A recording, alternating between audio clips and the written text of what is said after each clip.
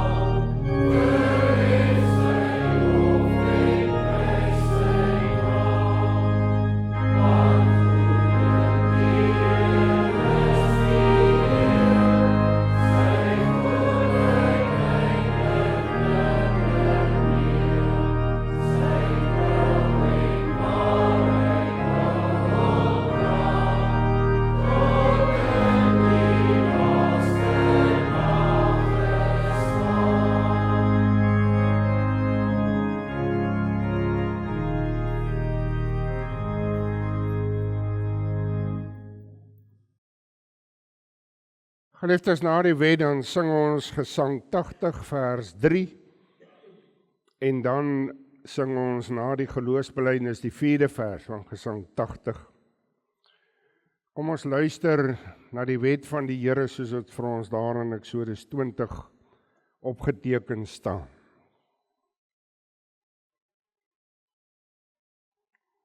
Toe het God al hierdie woorde gespreek en gesê, ek is die Here jou God wat jou uit Egipte land, uit die slawehuis uitgelei het. Jy mag geen ander gode voor my aangesig hê nie. Jy mag vir jou geen gesneede beeld of enige gelykenis maak van wat bo in die hemel is, of van wat onder op die aarde is, of van wat in die waters onder die aarde is nie. Jy mag jou voor hulle nie neerbuig en hulle nie dien nie, want ek, die Here jou God, is 'n jaloerse God wat die misdaad van die vaders besoek aan die kinders, aan die 3de en aan die 4de geslag van die wat my haat. En ek bewys barmhartigheid aan duisende van die wat my liefhet en my gebooie onderhou. Jy mag die naam van die Here jou God nie uitelik gebruik nie, want die Here sal die een wat sy naam uitelik gebruik nie ongestraf laat bly nie. Gedenk die Sabbatdag dat jy dit heilig. 6 dae moet jy arbeid en al jou werk doen, maar die 7de dag is die Sabbat van die Here jou God, dan mag jy geen werk doen nie. Jy of jou seun of jou dogter, of jou dienskneg of jou diensmaagd, of jou vee of jou vreemdeling wat in jou poorte is nie. Want in 6 dae het die Here die hemel en die aarde gemaak, die see en alles wat daarin is, en op die 7de dag het hy gerus. Daarom het die Here die Sabbatdag geseën en dit geheilig. Eer jou vader en jou moeder, dat jou dae verleng mag word in die land wat die Here jou God aan jou gee. Jy mag nie doodslaan nie, jy mag nie egbreek nie, jy mag nie steel nie, jy mag geen valse getuienis teen jou naaste spreek nie. Jy mag nie jou naaste se huis begeer nie, jy mag nie jou naaste se vrou begeer nie, of sy dienskneg, of sy diensmaagd, of sy os, of sy esel, of iets wat van jou naaste is nie.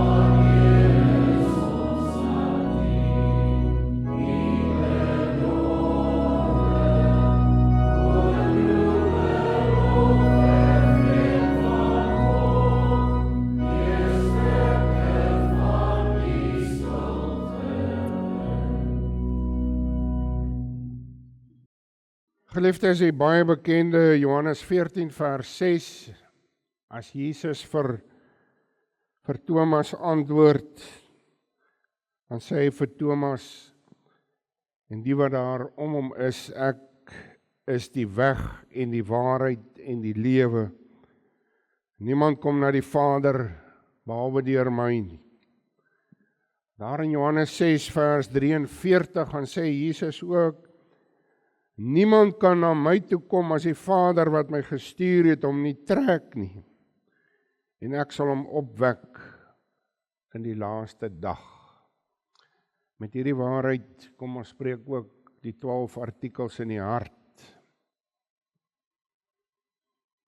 Ek glo in God die Vader, die Almagtige, die Skepper van hemel en aarde, en in Jesus Christus, sy enige gebore Seun, ons Here, wat ontvang is van die Heilige Gees, gebore uit die maagd Maria, wat gelei het onder Pontius Pilatus, gekruisig, gestorwe en begrawe is, en ter helle neergedaal het, wat op die 3de dag weer opgestaan het uit die dode, opgevaar het na die hemel en sit aan die regterhand van God, die Almagtige Vader, van waar hy sal kom om te oordeel die lewende en die dode. Ek glo in die Heilige Gees. Ek glo aan 'n heilige, algemene Christelike kerk, die gemeenskap van die heiliges, die vergifnis van sondes, die wederopstanding van die vlees en 'n ewige lewe.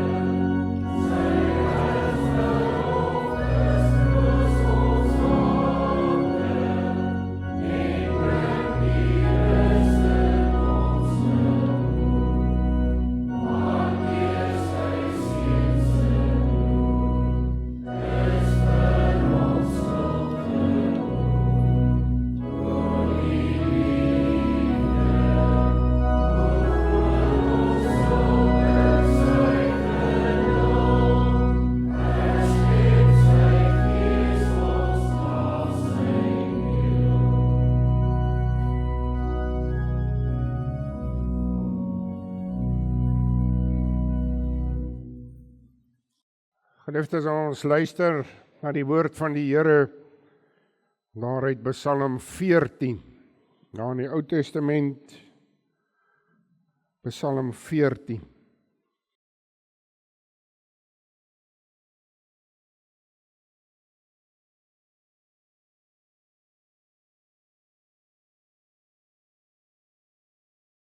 Voor ons lees, kom ons bid eers saam.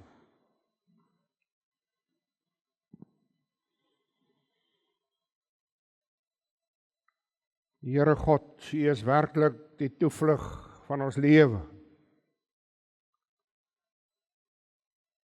Wat sou ons sonder U doen? Daar was vir ons dan niks. Ook sinneloos dat ons na die kerk toe kom, om hier te aanbid. Maar dankie dat ons weet en dat U deur die geloof dit in ons harte bring, dat ons U die lewende, almagtige, alwetende, alwyse, soewereine God, dat ons U aanbid en U dien. En daarom, Here, behoort ons hier na U huis toe te kom met 'n blydskap in die hart, met 'n ongekende vreugde, 'n dankbaarheid, om hier U te kom aanbid en U te loof, so saam te kom as 'n gemeente, so deeglik bewus en dankbaar oor ons verlossing in Jesus Christus. En soos ons nou gesing het ook, dat dit is wat juis die gemoed, die rus in ons gemoed bring, 'n berusting, om te verweet ons is verlostes in Jesus Christus, dat ons kinders van U is, U vir wie niks onmoontlik is nie. En daarom, Here, help vir ons as ons so in hierdie ou lewe uitgaan en ons is so klein gelowig, dikwels maar ook ongelowig. Vergewe ons waar ons so maklik begin twyfel, onseker is.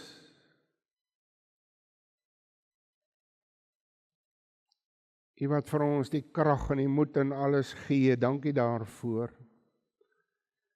Dankie, Here, vir die reën wat U vir ons geskenk het hier in hierdie deel, ook in ander dele van die land waar dit droog was. Ons harte jubel. En Here, ons weet, soos wat hierdie reën ook na die aarde kom en die gras en die plante laat uitspruit en groei, so is U woord. U woord wat na ons toe kom. U woord, Here, wat ook geestelik versterk, en die geloof versterk, wat verkoop. U woord, Here, wat lewe gee. En U woord wat nooit leeg na U toe terugkeer nie, en daarom bid ons vanmôre dat hierdie woord wat gespreek word, dat dit in harte sal kom, weer die Gees ingedra word, geanker word, dat dit sal wees tot vermaning, maar Here ook tot blydskap, tot aanmoediging. Ons vra, Here, wees ons genadig, wees ons sondaars genadig, ons bid dit in die naam van Jesus Christus, ons Here. Amen.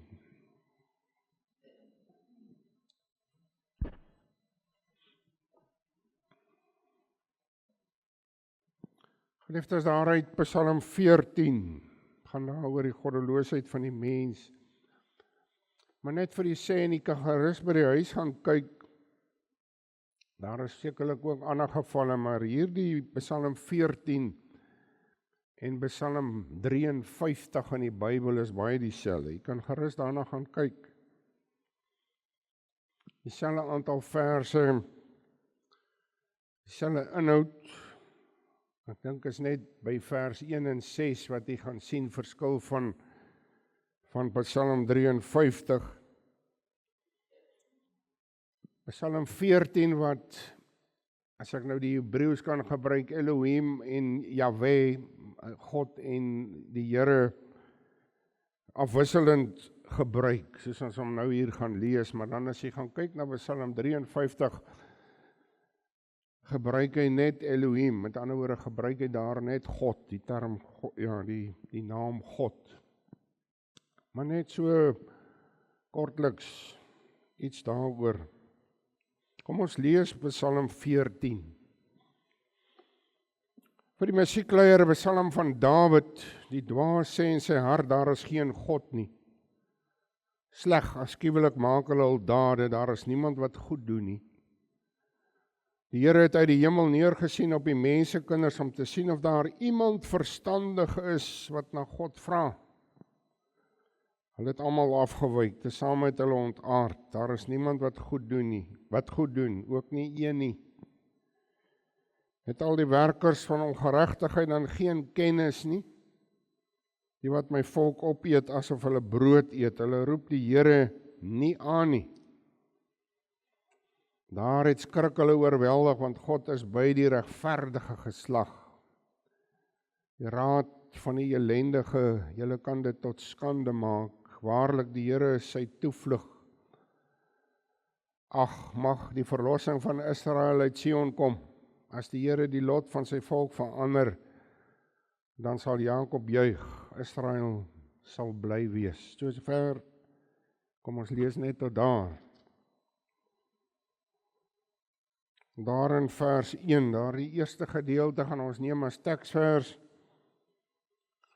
Die dwaas sê in sy hart, daar is geen God nie.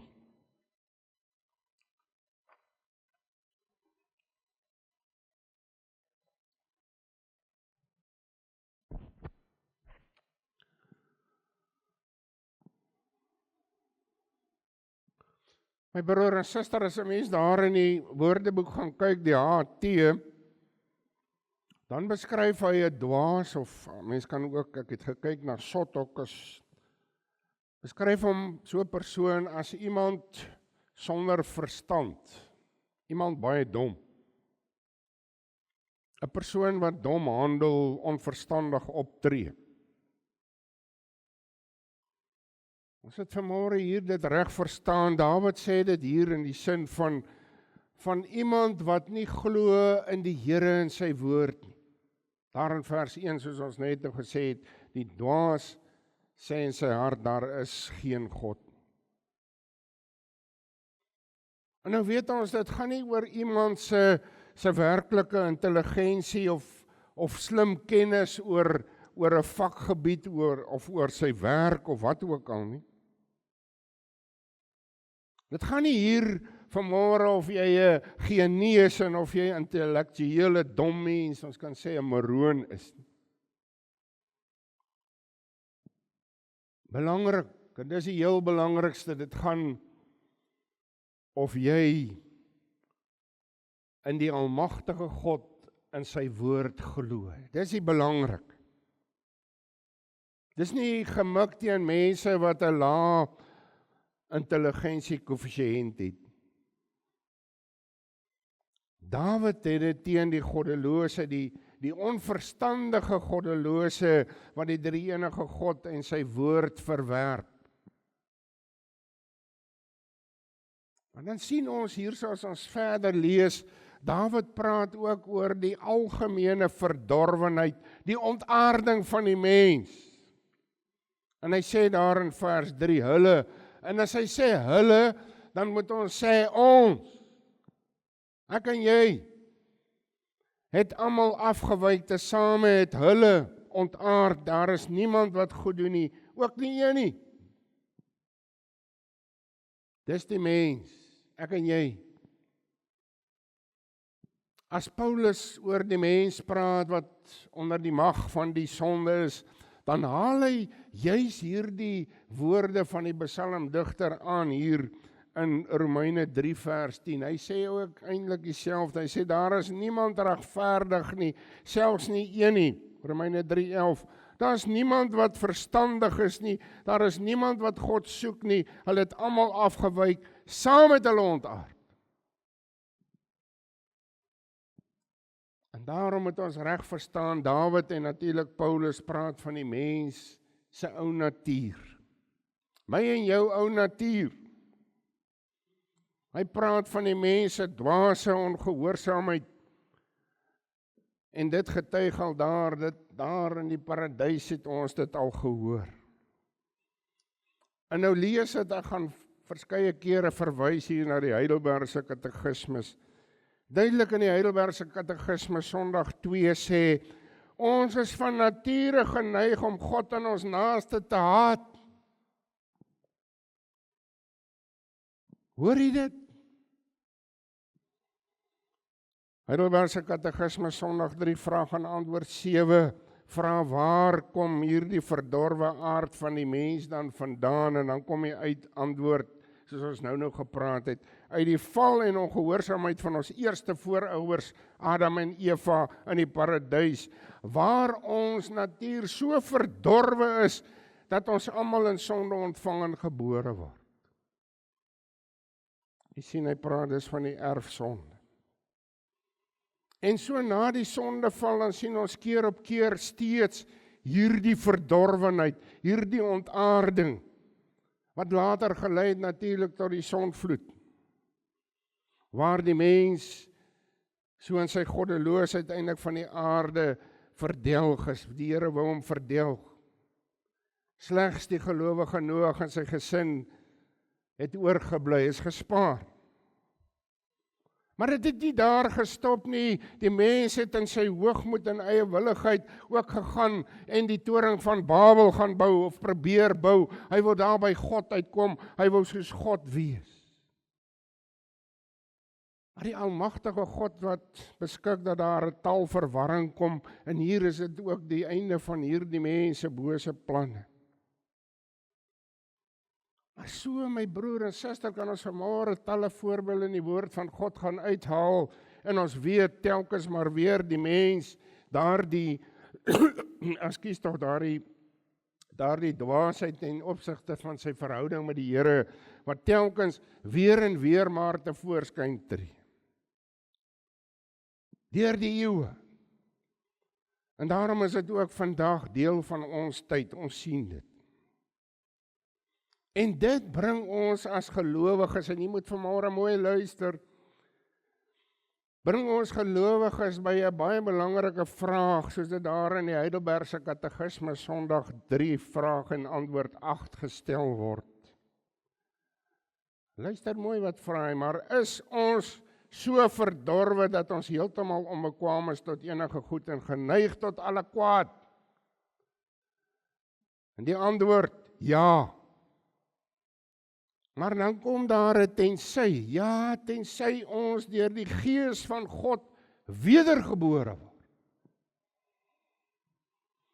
En ek en jy word nogal geskok met daardie ja, dit is so. Maar dan kom daar die ander gedeelte by. Deur die genade van God is daar die hoopvolle weg van saligheid. Dit alleen, my broer en suster, deur Jesus Christus en sy verlossing. En deur die kragtige werk van die Heilige Gees kom die wedergeboorte en die bekering, en hy bring geloof in ons harte. Met ander woorde, as die wedergeboorte in Jesus Christus nie daar is in die werk van die Heilige Gees nie in ons hart plaasvind nie, dan volhard die mens maar in sy ongeloof, in sy hartvogtige, ongelowige dwaasheid. Dis dan my broer en suster wat die ateïs sommer prontuit kom sê, braaf kom sê, sonder enige skaamte, sonder huiwering, kom sê dit voor mense. Hy skryf dit, almal moet dit lees. Hy sê sonder huiwering, vandag, en ek haal aan, ateïs, vandag is ek trots om myself 'n ateïs te noem. As jy na die Heidelbergse, na die HT gaan kyk, die definisie is 'n ateïs, iemand wat nie in die bestaan van God glo nie, 'n godleuen, 'n lonaar. Iemand sê eendag, en hy het dit op vir my so op 'n raak manier gesê, hy sê, 'n ateïs glo nie, glo nie aan niks nie. Hy en sy glo eintlik aan alles, glo aan alles behalwe in die drie-enige God en sy woord. Glo aan alles behalwe die verlossing van Jesus Christus. En daarom my broer en suster kry ons in die moderne era waarin ek en jy leef baie ongelowige dwaasheid te doen. Ons kry daarmee te doen. Slim wyse mense. Ekskuus tog.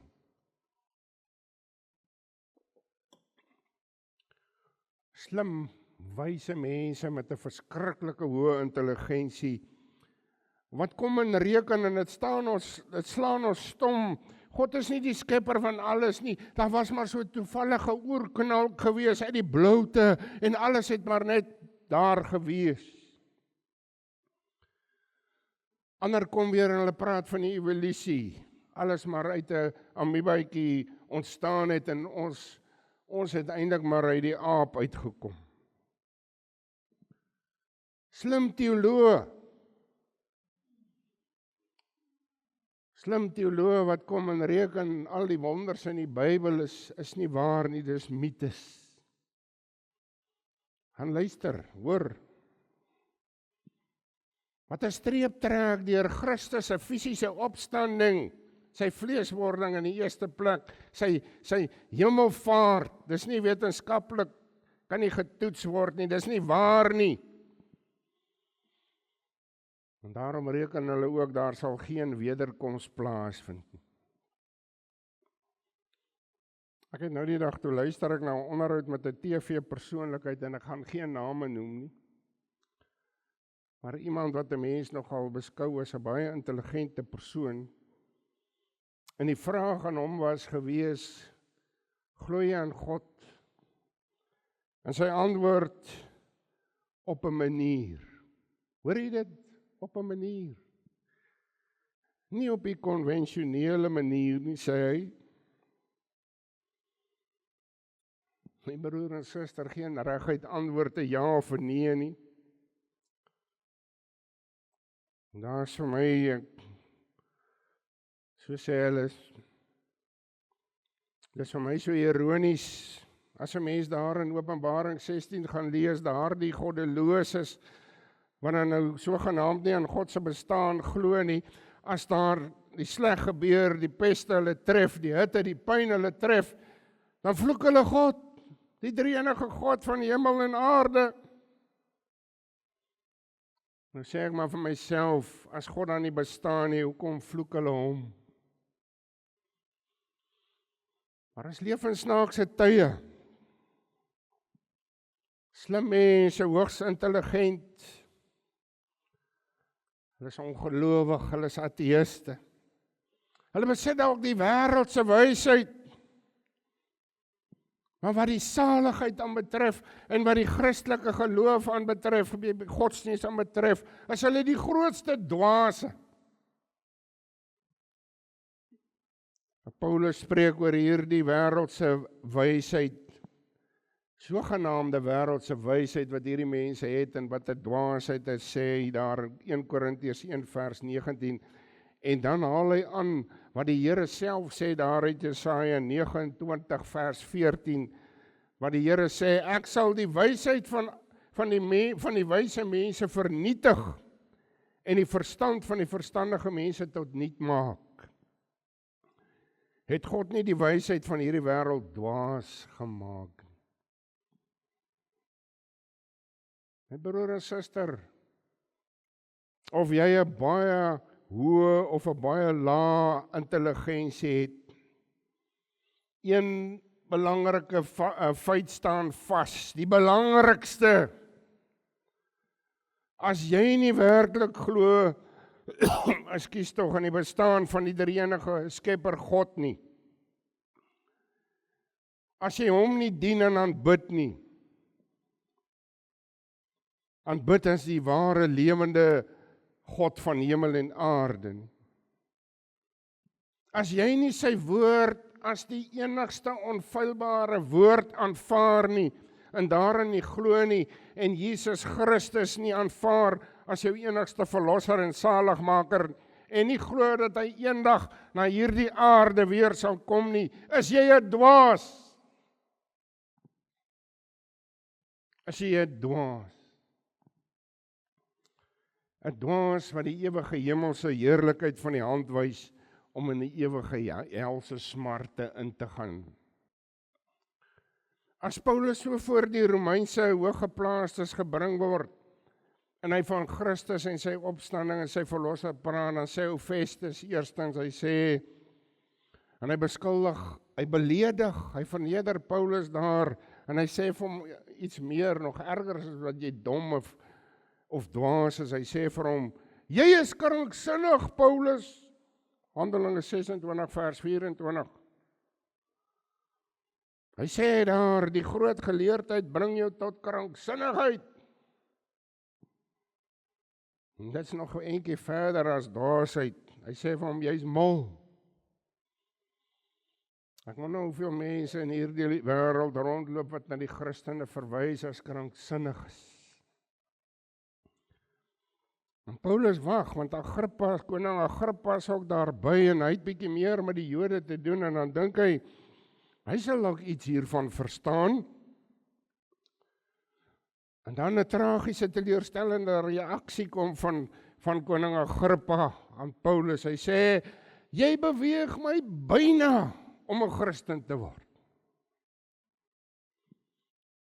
Hoe dwaas? Hoe dwaas? Byna soos glad nie. Naby en tog so ver. Dominee, ek is byna 'n Christen. Ek is nog nie daar nie.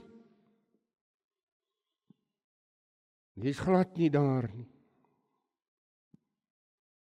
Daardie twee misdadigers, hoe naby was hulle nie aan Christus?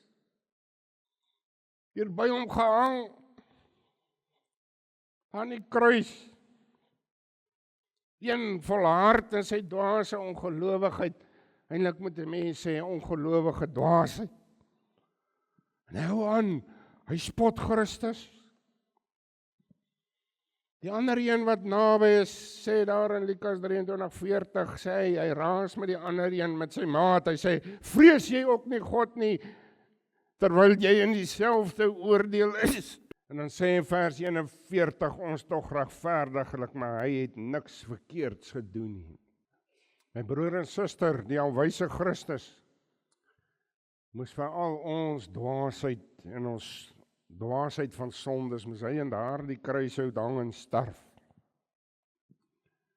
En ons kan maar net sê, ons kom so maklik in die struik van sondes, deur die wêreld natuurlik, deur ons eie onwilligheid, eie willigheid en dan ook deur Satan natuurlik. En dan sien ons hierdie dwaase ontaarding en verdorwenheid van ons steek oral kop uit. En ons besef, en ons moet dit elke keer besef, is maar alleen deur die krag en werk van die Heilige Gees, hy wat vir ons wysheid gee,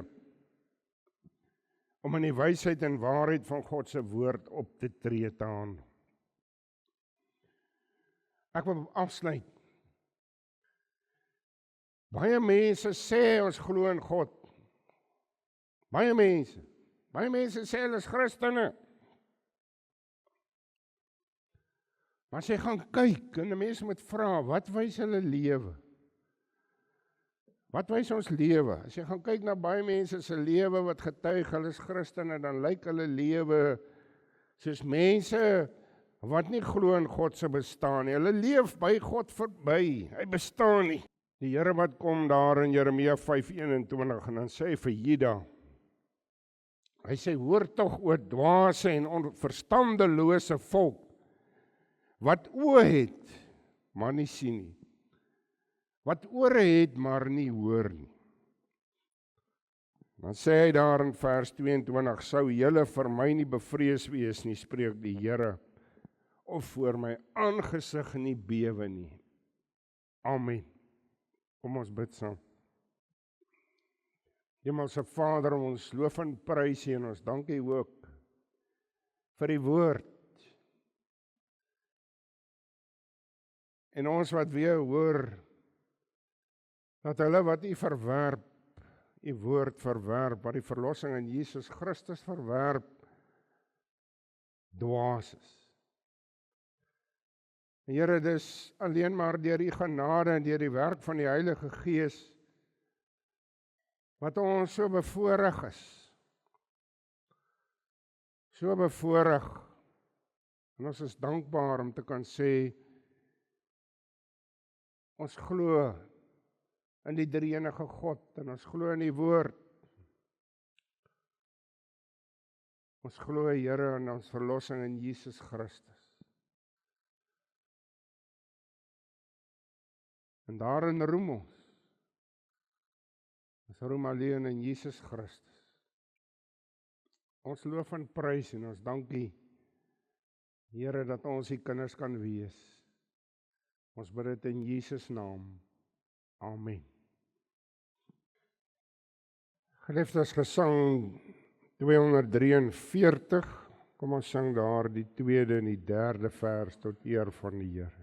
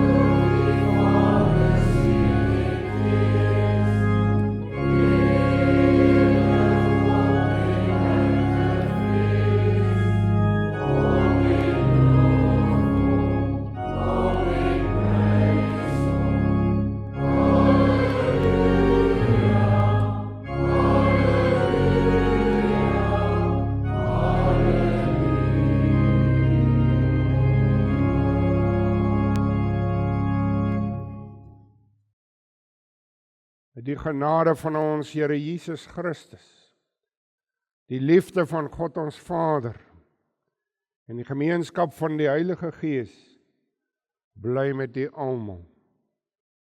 Amen.